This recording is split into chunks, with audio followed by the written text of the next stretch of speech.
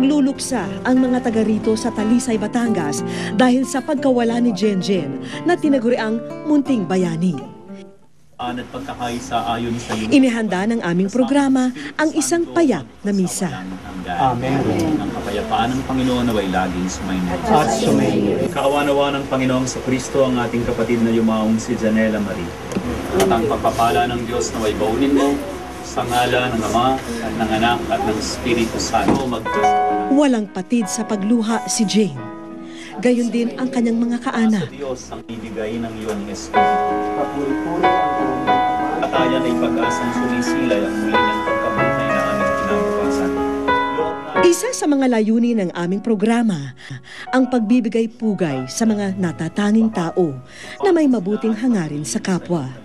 At sa kabayanihang ipinamalas ni Jenjen, hindi namin hahayaang hindi siya mabigyan ng pagkilala. Kinuha niya ang atis, muli kanyang pinasalamatan.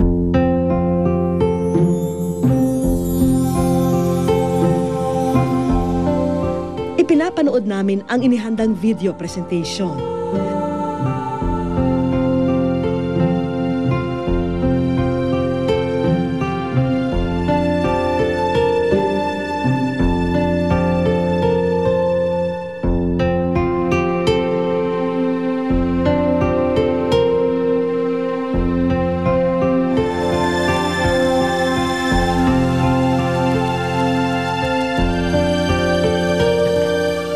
Iniabot namin sa kanila ang isang payak na katibayan ng aming pagkilala kay Jenjen.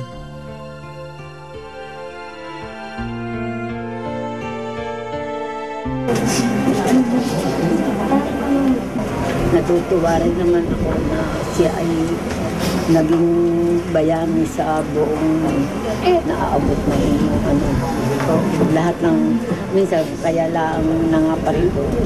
Inaalam nila kung sino yun, hindi alam talaga.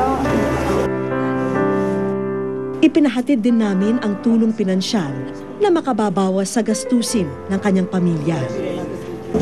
Ipapasalamat ko namin dahil kahit dun sa Isang malaking kahit nawala siya, kinilala naman ninyo.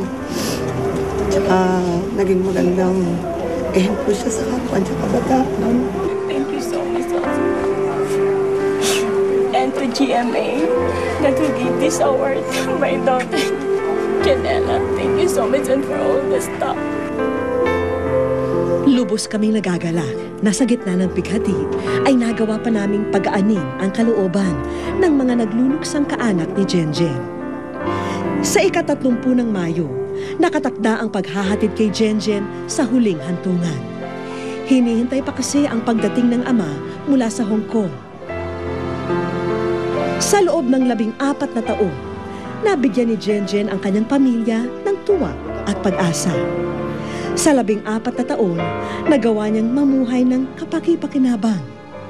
At sa mga huling sandali niya sa mundong ibabaw, nagawa pa niyang isakripisyo ang buhay para sa kapakanan ng iba. Maikli man ang kanyang pananatili, naipakita naman niya ang tunay na katuturan ng pag-ibig at pagsisilbi. Mula rito sa amin sa Wish Ko Lang, taus-pusong pakikiramay at pakikidalamhati. Saludo kami sa iyong kabayanihan, Jenjen.